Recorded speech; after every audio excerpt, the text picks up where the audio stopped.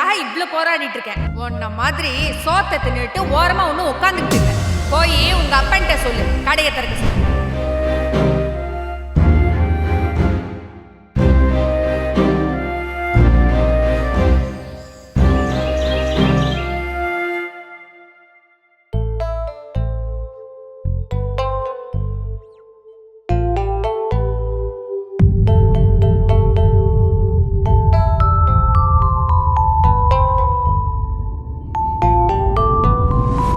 நீயா?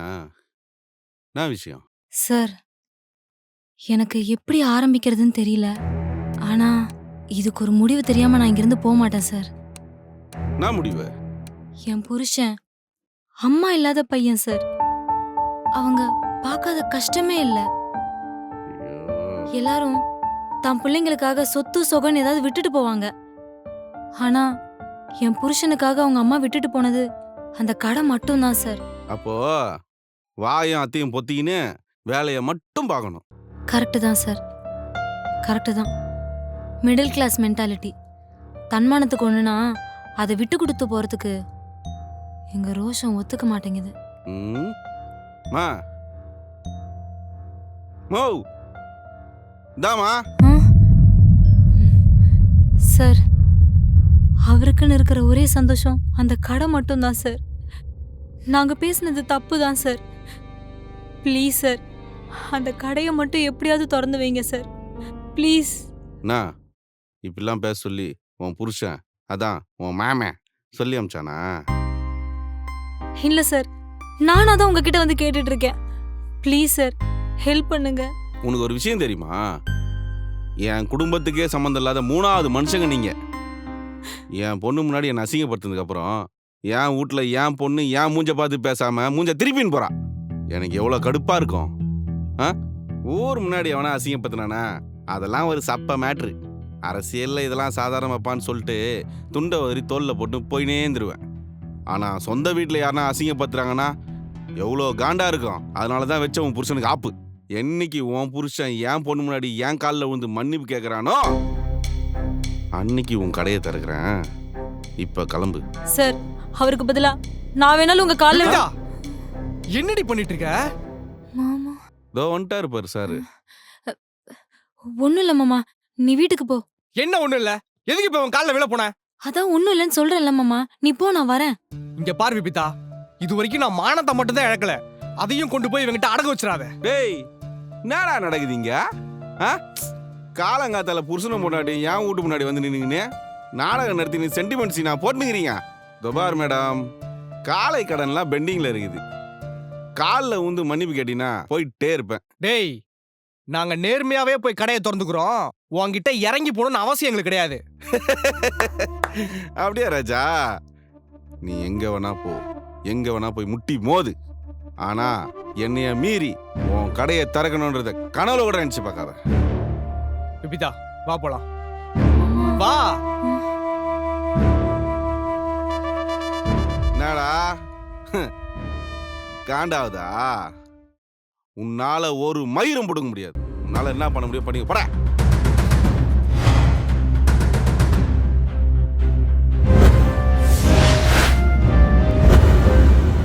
ஹலோ.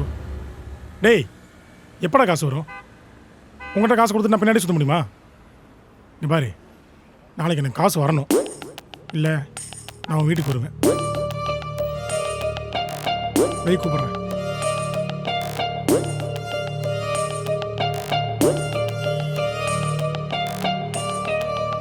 அப்பாளி, வணக்கங்க. யாருன்னு யோசிக்கிறீங்களா? உங்களை எனக்கு நல்லா தெரியுங்க, ஆனா உங்களுக்கு தான் எனக்கு தெரியவே தெரியாது. எப்பா, யார்ப்பா நீ? போறவளை வழி மறைச்சு பேசிட்டு இருக்க? Relax madam, relax. நான் உங்க தம்பியோட ஃப்ரெண்டு தான். நம்பலையா நீங்க? ஏங்க, உங்க கடை 3ல இருந்து இப்ப திறக்க போறாற வரைக்கும் உங்க தம்பி கூட இருக்கிறவங்க நானே. ஐயோ, என்ன மன்னிச்சிருப்பா. யாரு என்னன்னு தெரியல. திடுதுப்புன்னு வழி மறைச்சு பேசுனீங்களா? அதான் கொஞ்சம் கத்திட்டேன். சாரி. தப்பு இல்ல, தப்பு இல்ல. ஒண்ணுன்னா இப்படிதான் தைரியமா இருக்கணும். பொறுப்பா சந்தோஷமா சுத்திட்டு இருந்த பையன் எவன் கண்ணு பட்டுச்சோ தெரியல, இப்படி கஷ்டப்படுறான். எப்பா, உனக்கு எப்படி இந்த கடையை திருப்பி திறக்கணும்னு ஏதாவது தெரியுமா? ஏங்க, இதெல்லாம் ஒண்ணுமே பண்ண முடியாதுங்க. உங்க தம்பி இருக்கான்ல, தேவையில்லாம பெரிய பெரிய ஆளுங்களா பகச்சுக்கிட்டான். எல்லாம் கை மீறி போயிடுச்சு தெரியுமா? என்னப்பா இப்படி சொல்ற நீ? ஆமாங்க, அவங்களாம் மனசு வைக்கிற வரைக்கும் எதுவுமே பண்ண முடியாது. எப்பா என்ன சொல்ற? அப்ப இனிமே கடையை திறக்கவே முடியாதா? ஆ, முடியவே முடியாதுல்ல இல்லைங்க.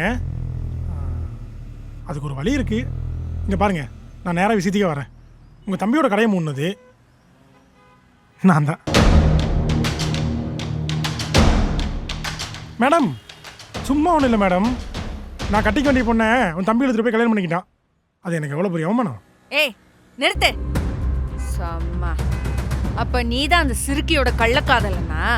மேடம், மரியாதை. உங்களுக்கு உங்கள் தம்பி வசதினா எனக்கு அவன். இங்கே பாருங்க, நான் எடுத்த உடனே எல்லாம் கடைய முடியல. பேசி பார்த்தேன், மசியில.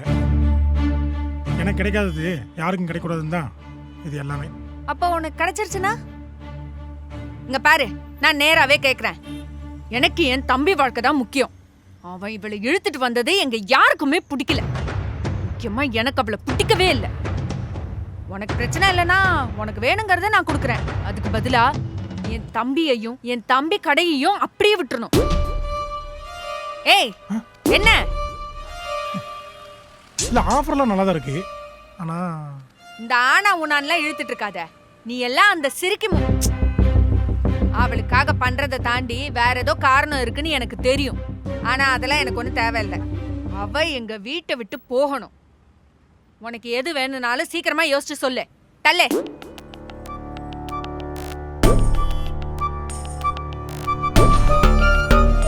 பால் பாப்பால் என்னோட வில்லத்தனமா இருக்கா? அவ பின்னாடி போனதுக்கு இவ பின்னாடி போயிருக்கலாம். சி, டே சந்தோஷ், என்னடா இப்படி இறங்கிட்ட?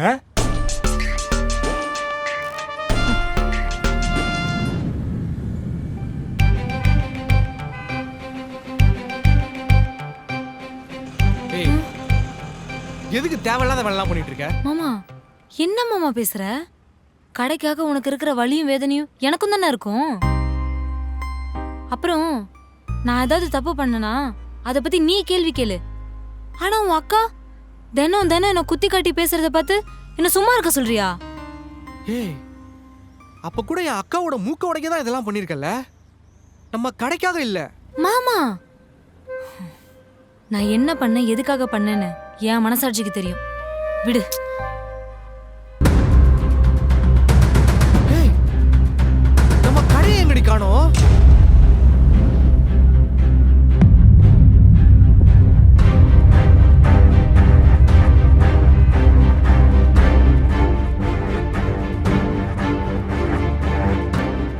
அண்ணே, கடை எங்கண்ணே? யாருன்னு எடுத்துட்டு போனா சொல்லுங்கண்ணே. விஜய், கொஞ்சம் பொறுமையா இருப்பா. கொஞ்சம் அங்க பாரு. கடையை அங்க யாருன்னு தள்ளி வச்சது? கடைமேல யாருன்னு கை வச்சா? கொஞ்சம் அமைதியா இருப்பா. நான் எல்லாமே அப்புறமா சொல்றேன். மா, தம்பியை கூட்டிட்டு வீட்டுக்கு போமா. நான் சாயந்தரமா வேலையை முடிச்சுட்டு வந்து வீட்டுல பாக்குறேன். என்னன்னா வந்து பேசுறீங்களா? கடை எடுக்கிறதுக்கு தான் 1 மாசம் டைம் கொடுத்துருக்காங்கல்ல, அதுக்குள்ள யாரு நான் இப்படி எல்லாம் பண்றது? மா, சொன்னா கொஞ்சம் புரிஞ்சுக்கோமா. 2 பேரும் ஃபர்ஸ்ட் வீட்டுக்கு போங்க.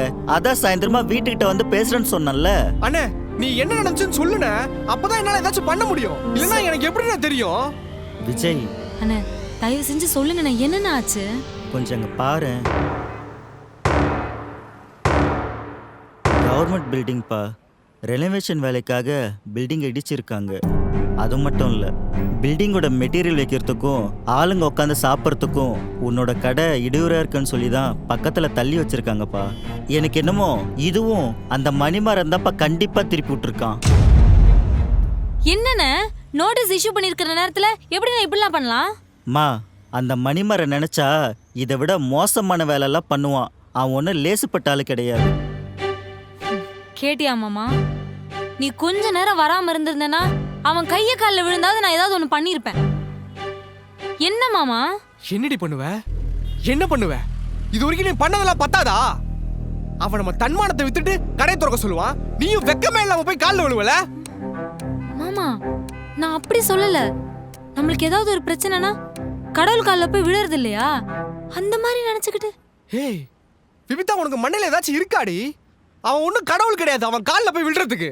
உன்னை எல்லாம் விஜய் விஜய், அவன் பண்ண வேலைக்காக நீங்க ஏன்பா சண்டை போட்டுக்கிறீங்க? மா, தம்பியை கூட்டிட்டு வீட்டுக்கு போமா. அண்ணே, உனக்கு தெரியாதுண்ணே, இவ பண்றது எதுவுமே சரி கிடையாதுண்ணே. அண்ணே கடைக்கு மட்டும் இனிமேல் ஏதாச்சும் ஒன்று ஆச்சுன்னா தயவு செஞ்சு எனக்கு ஃபோன் பண்ணி சொல்லுண்ணே.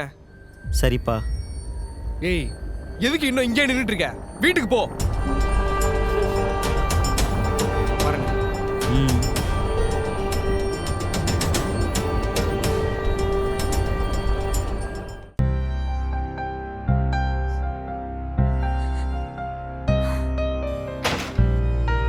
பூனையை பிடிக்க போனா நாய் பிரச்சனை பண்ணிச்சா, நாயை பிடிக்க போனா குதிரை பிரச்சனை பண்ணிச்சா. இன்னும் உங்களால நான் எவ்வளவு பிரச்சனை அனுபவிக்க போறேன்னு தெரியல. இங்க பாரு, உன்னால இந்த வீட்டுல இருக்க முடிஞ்சாரு, இல்லைன்னா கொஞ்ச நாளைக்கு உங்க அம்மா வீட்டுல இரு. மாமா நான் உனக்காக தானே மாமா பண்ணேன். ஏய் என்னடி என்னாச்சு? என்னடா வந்ததும் வராததுமா இப்படி கத்திக்கிட்டு இருக்க? எல்லாம் ஒன்ன சொல்லணும். நேத்து நீ மட்டும் அப்படி பேசாம இருந்தா இன்னைக்கு அவ அங்க போய் அசிங்கப்படுத்திக்க மாட்டாள. ஏய் ஒண்ணுமே புரியலையடா, தலையும் புரியல காலும் புரியல, எதுக்குடா கத்துற? நேத்து அவகிட்ட நீ என்ன சொன்ன? இந்த கடையை திறக்கிறதுக்கு ஏதாச்சும் பண்ணியான்னு கேட்டல. அதான் எவன் கடையை மூடினானோ அவன் காலிலே விழ போயிருக்கா. ஏண்டி உன்னால சும்மாவே இருக்க முடியாதா? எப்ப பாரு ஏதாவது ஒரு பிரச்சனை. இவனுக்கு மிச்சம் இருக்கிறது மானம் மட்டும்தான், அதே அழிக்கணும்னு ஒரே முடிவோட சுத்திக்கிட்டு இருக்கியா? இங்க பாருங்க, வார்த்தை கொஞ்சம் அடக்கி பேசுங்க. நீங்க என்ன சொன்னாலும் கேட்டுட்டு இருக்கிறதுக்கு நான் ஒன்னும் உங்க தம்பி கிடையாது. விபிதா நீ சும்மா இரு மாமா. எங்க வாழ்க்கை நல்லா தான் போயிட்டு இருந்துச்சு. யாரு கண்ணு பட்டுச்சோ தெரியல, இப்ப இந்த நிலைமையில வந்து நிக்கிறோம். கூடிய சீக்கிரம் இதுவும் சரியாயிடும். ஆனா நீங்க பேசுற வார்த்தை தான் எங்களை தள்ளி தள்ளி வச்சுக்கிட்டு இருக்கு. ஓ அவ்ளோ யோகியமா நீங்க? என் யோகியத்தை உங்ககிட்ட நிரூபிக்கணும்னு எனக்கு அவசியம் இல்ல. எனக்கு தெரிஞ்சா போதும், என் புருஷனுக்கு தெரிஞ்சா போதும். ஆமா, அந்த கடையை மறுபடியும் திறக்கிறதுக்காக அவன் காலில் விழ போனது உண்மைதான். வேற வழி? என் புருஷனே அவன் காலில் விழ சொல்லி என் கிட்ட கேட்டுட்டு இருக்கான். கட்டின பொண்டாட்டியே என் புருஷனே அவன் காலில் விழுன்னு சொல்லி என்னால சொல்ல முடியுமா? சொல்லுங்க, சொல்ல முடியுமா? ஒருத்தருக்கு நேரம் சரியில்லைன்னா பொறுமையா இருந்து என்ன பண்ணணும்னு யோசிக்கணும். அதை விட்டுட்டு இப்படி ஆளுக்கு தூண்டி விடக்கூடாது. ஏய் என்னடா இவ இவ்ளோ பேசிட்டு இருக்கா? கேட்டுக்கிட்டு கல்லு மாதிரி நின்னுட்டு இருக்க. டேய் விஜய். அக்கா நீ உள்ள போ, எதுவா இருந்தாலும் அப்புறம் பேசிக்கலாம்.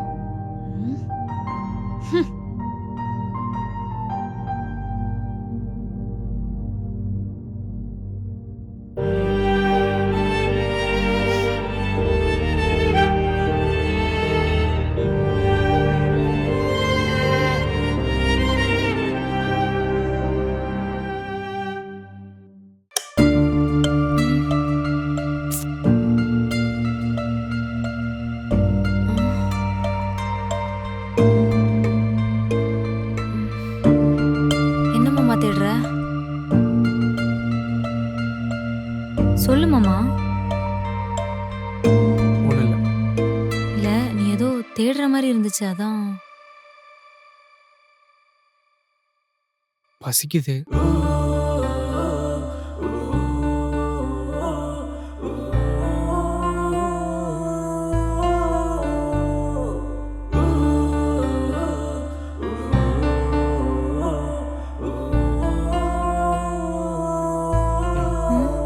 சாப்பிடு, உனக்கு தான். காலையில இருந்து நீ சாப்பிடலன்னு தெரியும், கொஞ்சமாச்சும் சாப்பிட்டு போடு.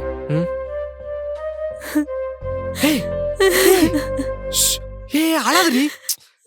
எல்லாரும் தூங்கிட்டு இருக்காங்கடி, ஏஞ்சுப்பாங்க. அழாதன்னு சொல்றல. பொண்ணுண்டு, இப்ப நீ அழுதன்னு வைய, நான் ஏஞ்சு போயிருவேன். இங்க பார் பொண்ணுண்டு, இது வரைக்கும் நீ அழுததெல்லாம் போதும். இதுக்கப்புறம் உன் கண்ணுல இருந்து ஒரு சொட்டு கண்ணு தண்ணி வரக்கூடாது. சாரி மாமா. எதுக்கு? இல்ல, கடையை மூடும்போது நான் உன் கூட இருந்திருக்கணும். இருந்திருந்தா மட்டும் மேஜிக் ஏதாச்சும் பண்ணி நோட்டீஸ் ஒட்ட விடாம பண்ணிருப்பியா? அது இல்ல மாமா, கடையை மூடும்போது நான் உனக்கு சப்போர்ட்டா உன் கூட இருந்திருக்கணும். ஆனா நான் உன்னை விட்டு போயிட்டேன் மாமா. விடு பொண்ணுண்டு, எதுக்கு அதெல்லாம் ஞாபகப்படுத்திட்டு?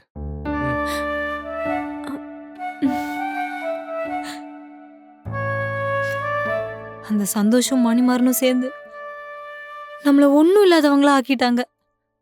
அவங்கள சும்மாவே விடக்கூடாது மாமா. இப்ப இருக்க அந்த நிலைமையில இந்த ரிவெஞ்ச்லாம் நமக்கு வேணாம். முதல்ல கடையை திறப்போம், அதுக்கப்புறம் எதுவாக இருந்தாலும் பார்த்துக்கலாம். எப்படி மாமா? நம்ம என்ன பண்ணாலும் அவங்க ஏதாவது ஒரு பிரச்சனை கொடுத்துக்கிட்டே இருக்காங்களே. பொண்ணுண்டு, நல்லா விவரம் தெரிஞ்ச நமக்கே இவ்ளோ குடைச்சல் கொடுக்குறாங்களே, அந்த காலத்துல விவரம்னா என்னன்னே தெரியாத எங்க அம்மாவுக்கு எத்தனை பேர் குடைச்சல் கொடுத்துருப்பாங்க. அத்தனை பெரிய சமாளிச்சு இந்த ஏரியால வெண்ணிலா டிஃபன் சென்டர்ன்ற ஒரு கடைய எவ்வளோ பெரிய பிராண்ட் ஆக்கியிருக்குன்னா எங்க அம்மா எவ்வளோ உழைச்சிருக்கோம்.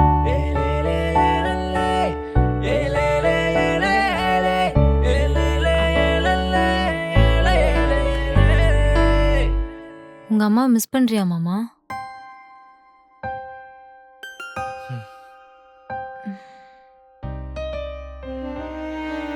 மறுபடியும் ஒரு சாரி மாமா. எங்க அப்பா திடுதிப்புன்னு சந்தோஷம்னு ஒருத்தனை கூட்டிட்டு வருவாருன்னு நான் கனவுல கூட எதிர்பார்க்கவே இல்லை. அவன் என்னைக்கு நம்ம கடையில காலடி எடுத்து வச்சானோ அன்னையில இருந்து எல்லாமே மாறிடுச்சு. நீ ஒன்றும் கவலைப்படாத மாமா. என் அப்பாவுக்கும் அந்த சந்தோஷுக்கும் எப்படி பாடம் புகட்டணுமோ அப்படி சொல்லி அவங்களுக்கு புரிய வைக்கிறேன். அதெல்லாம் வேணாம் பொண்ணுண்டு. நம்ம உழைப்பு நம்ம சாப்பாட்டுல இருக்கு. உண்மையா உழைக்கிறவங்களோட உழைப்பு என்னைக்குமே தோத்து போகாது.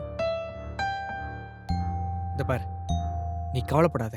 சீக்கிரமே நம்ம கடையை ஓபன் பண்ணுவோம். ம்.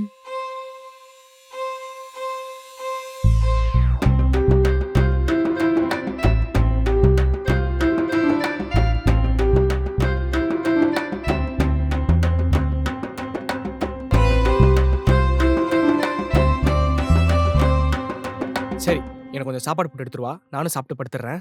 ம். நீயும் அப்ப முன்னாடி சாப்பிட்டிருக்க வேண்டியதானே, எனக்கு எது கூட்டி விட்ட?